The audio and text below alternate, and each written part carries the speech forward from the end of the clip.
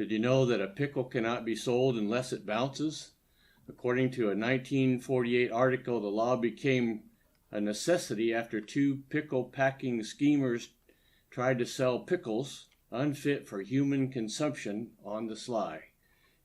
Connecticut Food and Drug Commissioners at the time proclaimed that a real pickle should bounce when dropped from the distance of 1 foot, leading to a new state regulation.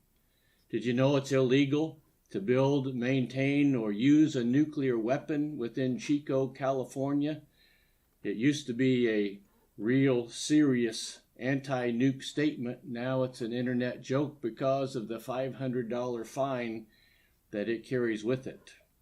In Gainesville, Georgia, finger licking is not a suggestion, it's a mandatory regulation, thanks to a 1961 law that added to the city code a publicity stunt. It is illegal to eat fried chicken in the poultry capital of the world with anything other than your fingers. Well, along with all of those crazy rules, there are lots of new laws and rules at these changing times. Lots of things to think about and lots of rules that seem to be changing day by day. There's an old hymn that says, "Oh, our God, O God, our help in ages past, our hope for years to come, our shelter from the stormy blast and our eternal home." That old hymn kind of reminds me of how much we need at these times to put our faith and our trust in God. In Psalm 90, verse 1 and 2, it says, "Lord, you have been our dwelling place throughout all generations. Before the mountains were born, or you brought forth the earth and the world, from everlasting to everlasting you are God." Well, that reminds us that God has been our help in the past.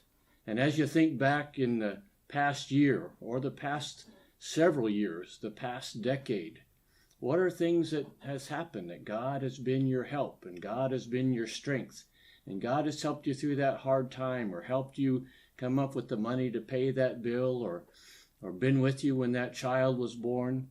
God has been there for us in the past, and He's our hope for the future. He is our hope that one of these days there's a heavenly reward awaiting and an eternal home. And there are loved ones in our past who now are even enjoying that eternal home.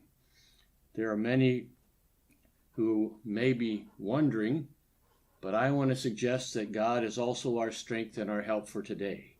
Many folks today are inconvenienced. Others are suffering.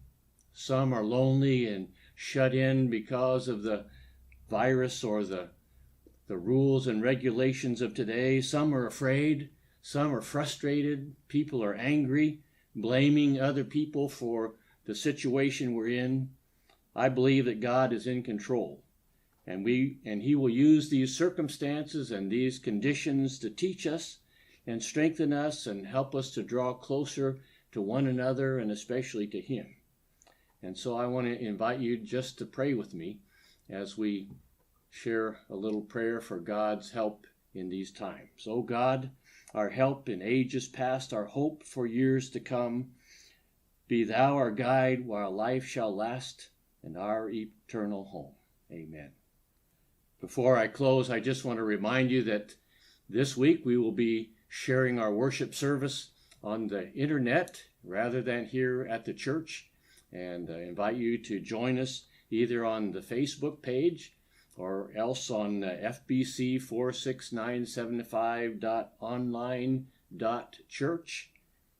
And if you have offerings that you're saving or wish to mail, you're invited to do that. Send them to 1000 Main Street or just save them till we meet back again together. God bless you and thank you for joining us.